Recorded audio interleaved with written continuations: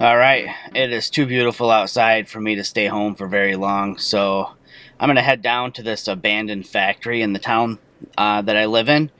Just do a little exploring and check out the riverbank nearby as well. Let's go do this.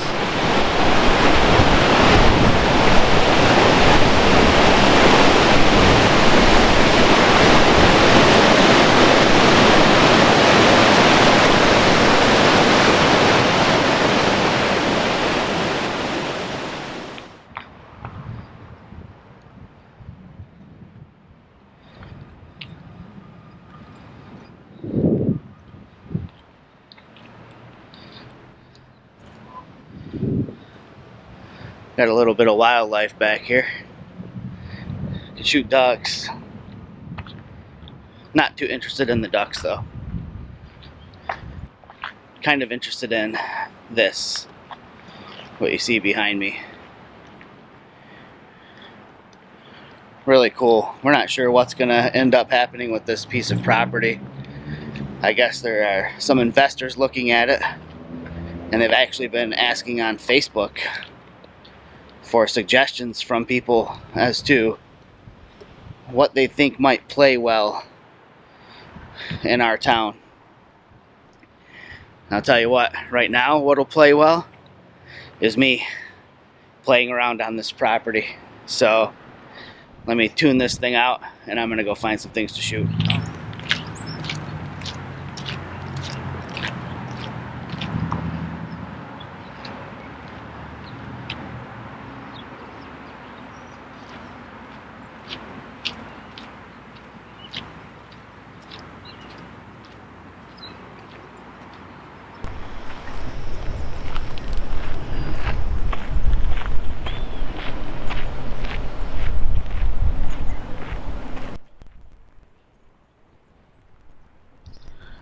So let's talk a little bit about creative process and how my mind works when I'm shooting a particular scene.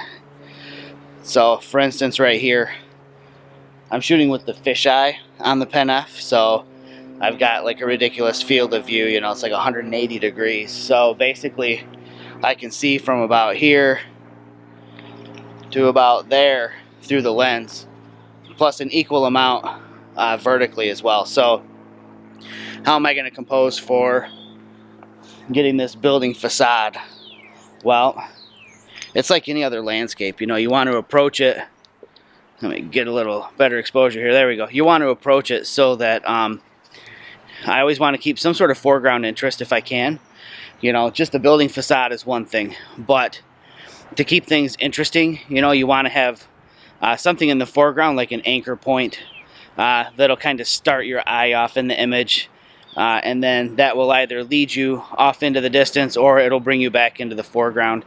You don't want just basically the building facade. So what I'm doing to compose this shot is I'm incorporating this large stone right here into the shot. So imagine, if you will, I'll actually compose this camera sort of the way that I was composing my shot. The stone is in the foreground. I'm panned up and I've got the building in the shot, but mind you, when I'm taking my photo, I'm actually in the portrait orientation, and I'm not going to rotate the camera that way because I know it drives people nuts. So just imagine that instead of having this much width, it's narrowed down just a little bit on each side, but you're given a lot more real estate vertically. So I'll share with you the image that I shot composed that way right now.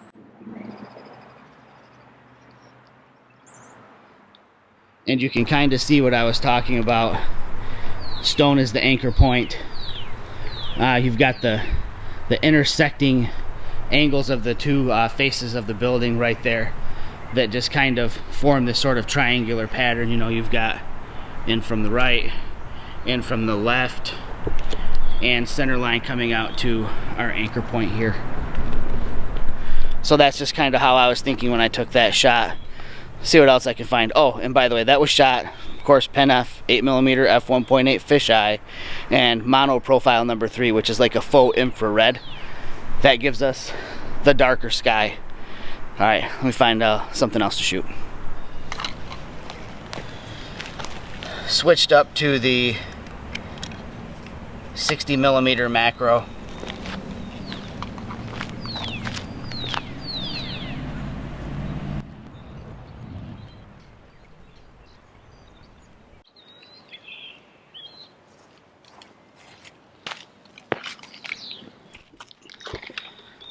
So when I'm out exploring, doing urbex, things like that, I'm always looking for little stories in the items that are lying around. And I'll walk you up here and show you what I just shot. It's kind of creepy a little bit. Makes for an interesting photo, that's for sure.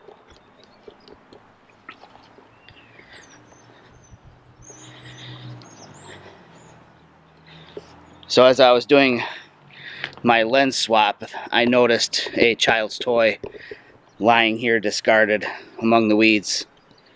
And I just thought that it definitely makes for a sad little story.